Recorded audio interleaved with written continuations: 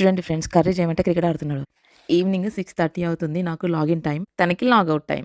మొన్న హైదరాబాద్ నుంచి వచ్చేటప్పుడు 2 పెద్ద వంకాయలు తీసుకొచ్చాడు మా హస్బెండ్. ఒకటేమో బ్రింజాల్ తావా ఫ్రై చేసుకున్నాము. ఆ వీడియో ఆల్రెడీ అప్లోడ్ చేశాను, చూడకపోతే చూడండి. ఇంకో వంకాయని ఇప్పుడు డిన్నర్‌కి వంకాయ పచ్చడి పెట్టుకుందామని డిసైడ్ అయ్యాం. మేము కర్రీ మోస్ట్‌లీ వన్ టైమే వండుకుంటాము, మార్నింగ్ ఆర్ ఈవినింగ్. ఈవినింగ్ వండితే డిన్నర్ చేశాక మిగిలింది ఫ్రిడ్జ్‌లో పెట్టేసుకొని నెక్స్ట్ డే మార్నింగ్ హీట్ చేసుకొని లంచ్‌లోకి తినేస్తాము. అండ్ ప్రెజెంట్ మేము ఊర్లో ఉంటున్నాం కాబట్టి ఎవరో ఒకరు కర్రీ పంపిస్తూ ఉంటారు.